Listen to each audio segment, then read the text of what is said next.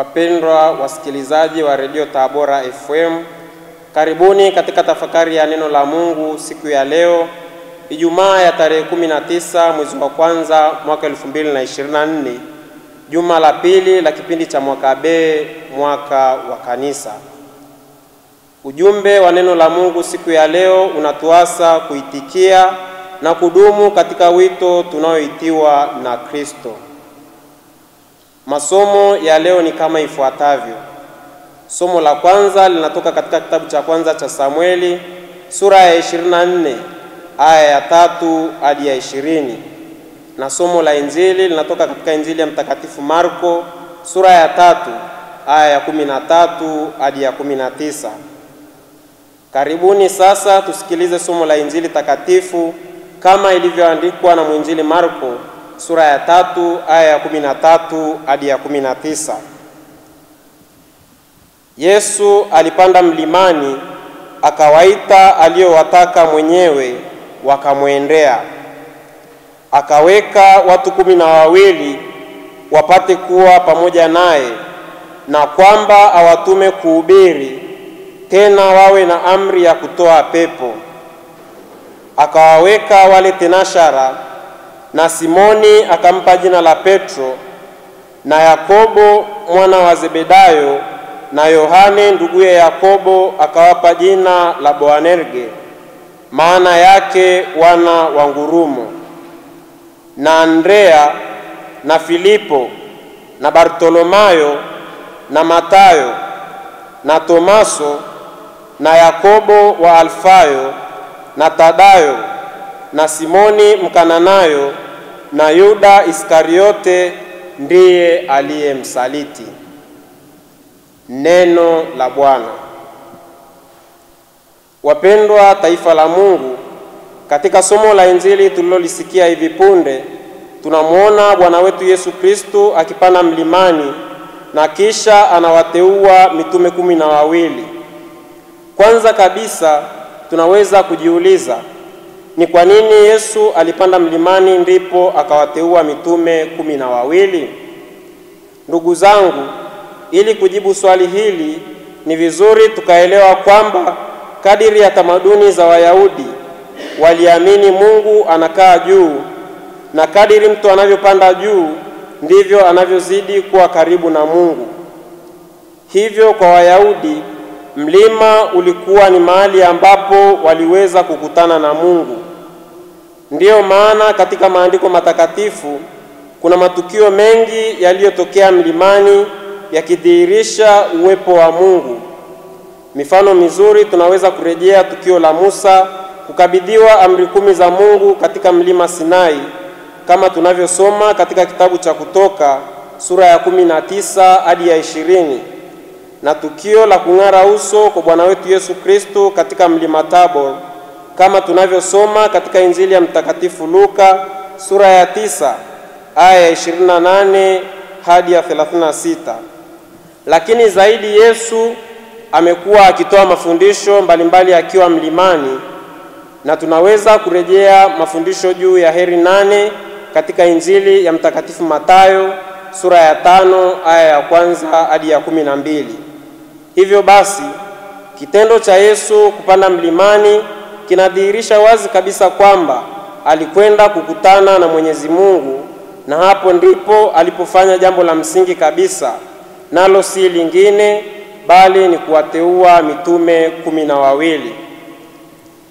Yesu anawateua mitume 12 kadiri ya makabila 12 ya taifa la Israeli. Kabla ya kuwateua mitume 12, tayari Yesu alikuwa ameshaita watu kadha wa kadha wamfuate, wakiwemo wavuvi 4 ambao ni Simoni na Andrea ndugu yake, na Yakobo na Yohane wana wa Zebedayo. Rejea Injili ya Mtakatifu Marko sura ya 1 aya ya 14 hadi ya 20. Pia Yesu alikuwa ameshamuita Lawi mwana wa Alfayo. Rejea Injili ya Mtakatifu Marko sura ya 2 aya ya 14. Lakini zaidi ya hayo, kuna watu wengi ambao walikuwa wakimfuata Yesu. Hii inadhihirisha wazi kwamba uteuzi wa mitume 12 ulikuwa ni wa kipekee zaidi kwa ajili ya mpango maalum wa Mwenyezi Mungu. Ndugu zangu katika Kristo, mitume 12 wanateuliwa wapate kuwa karibu zaidi na Kristo. Kadiri ya mwinjili Marko, wazo la kuwa na Yesu ni msingi wa mfuasi yeyote wa Kristo. Ufuasi huu unawaalika mitume moja kwa moja kuwa tayari kushiriki katika utume, ikiwa ni pamoja na kuhubiri neno la Mungu, kufukuza pepo na kuwasaidia wengine wenye shida mbalimbali. Wapendwa taifa la Mungu, katika somo letu la Injili siku ya leo tunapata utajiri wa mafundisho mengi, lakini ningependa tutafakari haya manne yafuatayo. Kwanza kabisa, Mungu ndiye anayeita na kutupatia neema ya kudumu katika wito aliotuitia.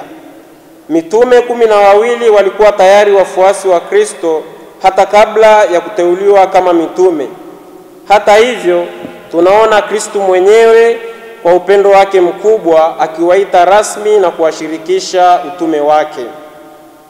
Kwa kuchagua mitume 12, tunaona wazi kabisa Kristo akiweka msingi wa kanisa lake lililojengwa juu ya mitume. Lakini tunaweza kujiuliza swali, ni kwa nini Kristo awateue hawa na si wengine? Ni kigezo gani alitumia? Jibu ni kwamba Mungu ndiye anayechagua mwenyewe kadiri anavyoona na kuamua. Ndiyo maana katika Injili ya Mtakatifu Yohane sura ya 15 aya ya 16 tunasoma, nyinyi hamkunichagua mimi, mimi niliwachagueni na kuwatuma mwende mkazae matunda ya dumuyo. Ni Mungu mwenyewe ndiye anayeita kwa upendo na unyenyekevu wake bila kuangalia sura, elimu au cheo cha mtu. Mitume hawa 12 wanateuliwa miongoni mwa watu wa kawaida kabisa katika jamii. Labda kuna mambo mawili tu ya pekee kwao. Kwanza, walivutiwa sana na maisha ya Kristo na hata kumuita Bwana na mkuu wao. Jambo la pili la kipekee kwa mitume ni kwamba walikuwa na ujasiri wa kuonesha kwamba wanashikamana na Kristo. Mambo haya mawili yanadhihirisha kwamba mitume walimpenda sana Kristo.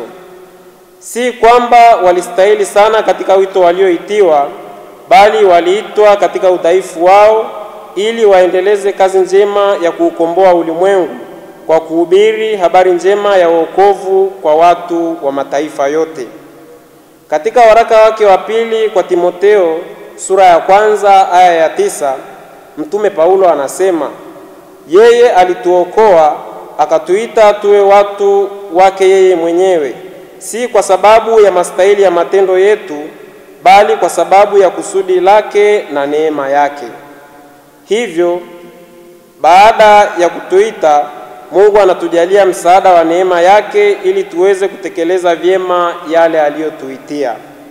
Ndugu zangu, jambo la pili tunalojifunza ni kwamba Kristo anapowateua mitume 12, nasi sote kwa namna ya pekee tumeitwa kumfuata Kristo na kualikwa kuwasaidia watu kumtambua Kristo.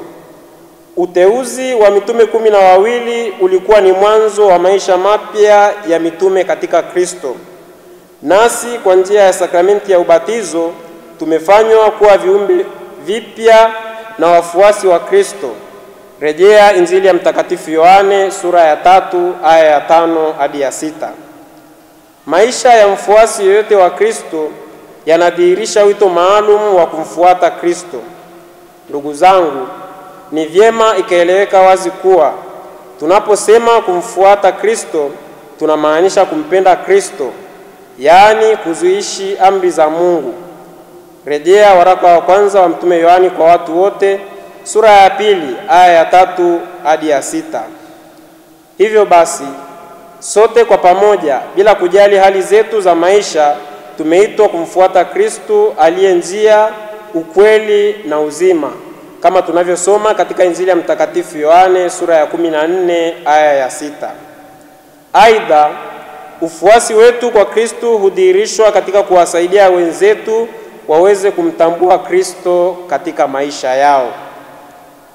Wapendwa katika Kristo, fundisho la tatu tunalolipata katika somo letu la leo ni kwamba tunapaswa kuwa tayari kuitikia wito wa Mungu na kudumu kwa uaminifu katika wito huo. Mitume walikuwa tayari kuitikia na kudumu kuwa waaminifu katika wito walioitiwa na Mwenyezi Mungu, isipokuwa Yuda Iskarioti ambaye alimsaliti Yesu.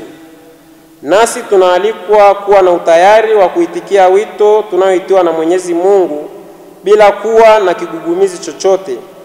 Kupitia Yuda Iskarioti tunapata ujumbe kwamba tusiposimama imara katika maisha yetu, shetani atatutawala. Daima tunapaswa kutambua kwamba furaha yetu ya kweli inategemea uaminifu wetu wa kudumu katika wito tulioitiwa. Kama wafuasi wa Kristo, tumeitwa na kualikwa kufanya juhudi kubwa ya kukua katika upendo kwa Kristo na kwa watu wote, na kushirikiana na neema ya Kristo ambayo itatuwezesha kufikia utakatifu. Wapendwa taifa la Mungu, jambo la 4 tunalojifunza katika tafakari yetu ya leo ni kwamba tunapaswa kutambua kuwa tumeitwa kwa ajili ya kazi maalum kadiri ya mpango wa Mungu, na katika kutimiza haya Mungu anatukuzwa na mwanadamu anatakatifuzwa. Mitume waliitwa na Mungu kwa ajili ya kuhubiri habari njema ya wokovu kwa watu wote. Nasi sote tunaalikwa kuhubiri na kuishi Injili kwa maneno na matendo yetu siku zote za maisha yetu kama ilivyokuwa kwa mitume. Hivyo ndugu zangu wapendwa katika Kristo, ninawaalika kila mmoja kwa nafasi yake aweze kuomba neema ya Mungu ya kumwezesha kutambua wito alioitiwa na Mwenyezi Mungu na kudumu mwaminifu katika wito huo, ili aweze kuufikia utakatifu na kuwasaidia wengine kuwa watakatifu. Tumsifu Yesu Kristo. Tafakari hii imeletwa kwenu na mimi Frater Amedeus Josafati Mamkamba kutoka Jimbo Katoliki Moshi, ninayesoma masomo ya teolojia mwaka wa 3 katika seminari kuu ya Mtakatifu Paulo Mtume Kipalapala iliyoko katika Jimbo Kuu Katoliki Tabora.